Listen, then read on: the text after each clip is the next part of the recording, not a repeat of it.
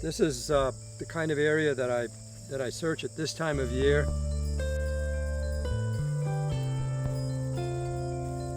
Particularly in the morning, we've had some pretty hot weather, and the wood turtles. And this one right here. Usually they won't move at all until I've picked them up. And now she's moved out to the edge where she's going to take some morning sun.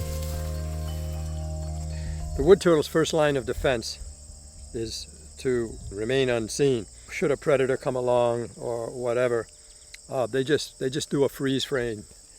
They inhabit, as you can see, this kind of thick terrestrial habitat, and then if the predator approaches, then they hope that the shell will protect them. But their first line of defense really is their cover and their camouflage. And of course that has a lot of implications for habitat. Typically the types of stream reaches and river reaches that they use to overwinter in and where they breed, where they mate in the water, there's really typically not a real big food chain going on there compared to what they find when they move out into these thickets. And this is a very good representation of the kind of triple, quadruple layer habitat that the wood turtle requires. Here we have an agricultural area that fortunately has not been, strip mown right to the edge of the tree line or right to the edge of the stream or river, which unfortunately happens in many places. And one of the things that I strongly advocate is when we're looking for a conservation piece that might have been farm property or might still be a working farm, leaving these unmown buffer zones is absolutely critical. This is classic wood turtle habitat, and this floods in the spring. So this is actually rather like a floodplain habitat. This spring was a very wet spring. The water was literally this deep in here. It's hard to imagine that now. The water goes down, retreats to the stream, the wood turtles come out, and you see they have these willow thickets, they have silky dogwood, and then you have the alders, and then you have a higher floodplain canopy. And they love thatch. You will really typically find them where there's a lot of thatch, because when they're done feeding and basking, they just tunnel under this stuff. They don't have to move 3 feet, and they are out of sight. If you don't have a contiguous, complex interspersion like that, you just don't find these turtles. Right. If you were to protect that habitat, and this is one of the things that got me involved in the first place with the lamprey, that the Wildlife Subcommittee and the National Park Service were interested in using that perspective I have, looking at it through the turtle habitat. If you were to protect for the wood turtle, for example, which is a key component of the Lamprey River ecology, you are automatically protecting for all kinds of neotropical migrant bird nesters, and many other species. So in effect, they are actually an umbrella species. You protect them, you protect a whole range of biodiversity. And that is an important part of this kind of work. And it's birds nest. You typically can see if they're nesting, where they're nesting, what they're fledging. With turtles, so much of their life is invisible to us. It's mysterious. It's very mysterious. And there aren't that many areas. Much of the river is inhabitable by the wood turtles during the season at low water especially, although they spend most of their time on land. But there aren't that many places that are suitable for their overwintering. And so consequently, a couple of the tributaries that come into the lamprey that are in fact flowing and gravelly bottomed, not impounded by beavers and not with a mucky bottom, or not deep or behind a human dam, for example, the wood turtles won't be there either. They won't be there. So those again are the habitats that are critical to protect for the wood turtle. This looks like it has a pretty clean shell. I know some turtles will actually encourage the growth of other camouflaging plants. They have the most beautiful, it is beautiful shell. And when they're dry, it becomes kind of umbry like this, and these striations match the grass so much. When the shell is wet, it's a richer color. The striations stand out more. When they're in the water, they really blend with that gravelly, sun-flecked stream bottom. So their coevolution has really designed them to pass unseen. If the habitat's there and if things are okay, then they will build a more robust population.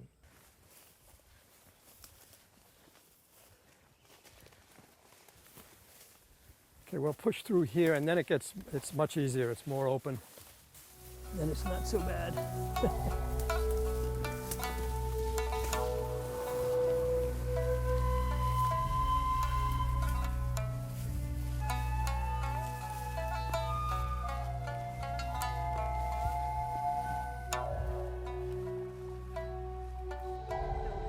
This bank under here, is this a Yeah, good hiding place or overwintering place for them? absolutely. This is one of the key places. When I come out here in the spring to look, this vegetation is all scoured out. It's all died back, and then the flood pulse just sweeps all through this lowland. And so the turtles don't have that many places to hide. This is the time of year when it's very much advantage wood turtle, or any kind of turtle. But you would not find spotted blandings. You might find one moving through here. Okay. But this is great stream wood turtle habitat. One of the good things about some of the inlets to the Lamprey River is as they go through the floodplain, they tend to have these sharp bend meanders. And here, for example, where you see the sharp bend meander, as the water comes around this turn, it keeps eating away at this shore Right. and building up what's called a point bar, sandbar over on that end. This undercut bank is a place that I do know that they overwinter. And so, if I come back and do more work on the lamprey, there are certain areas that I revisit and target the best times when I might find them. And if I go there where I have found them in the past, again, I'm talking 93, and I'm just not finding them where I found them, then you have to wonder what might be going on. The more that those are connected with each other and the broader habitat, one of the things I'm constantly recommending is where we have areas like that along the lamprey is to leave them as wild and unruly as possible. And that mantra of mine, leave it alone. Yes, let's have places where people go, but we've got to think of the ecology, we've got to think of the biodiversity, and we've got to think of that need for survival, which means not to be put under the burden of human access and recreational use. We think if we buy the development rights and we exclude motor vehicles, we've preserved something. Not necessarily. Your landscape is shrinking, your population is expanding, so everybody wants a place to try out their hiking boots, their kayaks, walk their dogs, and let's not make the mistake of confusing a wild area, for example. This is about as wild as probably you can find these days in New Hampshire. We're too quick to call an open space, which is more like a human theme park or recreation area, Yes. and we call it a conservation property. It is and it isn't. And my advocacy is more and more driven in the direction of moving beyond conservation to preservation. And that's the tough sell. They just can't imagine a place where people don't go, or they're driven that way, or they feel if we solicit funding, we have to give it back to the people. And I hope we can find ways where we can do that. We have to put our money and our land where our mouth is. That's right. We really do. And in the meanwhile, of course, the landscape is disappearing. It can come back if the things are right. And I hope that's what happens along the lamprey. Because, you talk about a wild and scenic designation. That's an odd term. I mean, I support it, but it's wild and scenic. Can it be both, though? Can it be wild and scenic? Well, to me, that wild is scenic, but I but where's the understand. picnic table? Exactly. That's what a lot of No, people it think can is be scenic. wild and it can be scenic. In fact, Right. if it's wild, it's automatically scenic. But some people have a calendar picture of what's scenic. Nothing more beautiful than this. But I think that's one of the reasons that we're having you out here today, is so that people who don't normally see these places can see them through your eyes and hopefully come to value them and understand that even though they may be putting some money towards us, but we're asking them to stay away. Mm-hmm. But hopefully through your eyes they can appreciate why they're being asked to stay away. That sometimes Yeah. the human presence is not needed. Nature sometimes And, can do and, its own and, thing and there well. are people who would just feel real good knowing that it's there and that the wood Absolutely. turtles are there. Absolutely. We still have the opportunity in New Hampshire, probably most at risk along the seacoast because of the economic and population pressures.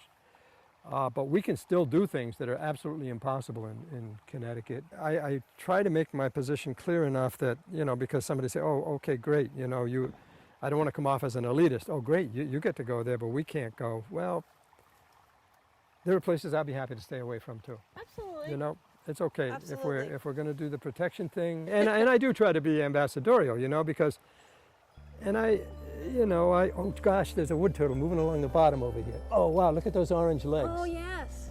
See that? Oh, I don't know if you I don't can know. possibly get it. It's He's just heading into the shade right Yeah. now, though. it's coming right near the shore where this overhang is. They turn one way and they're invisible.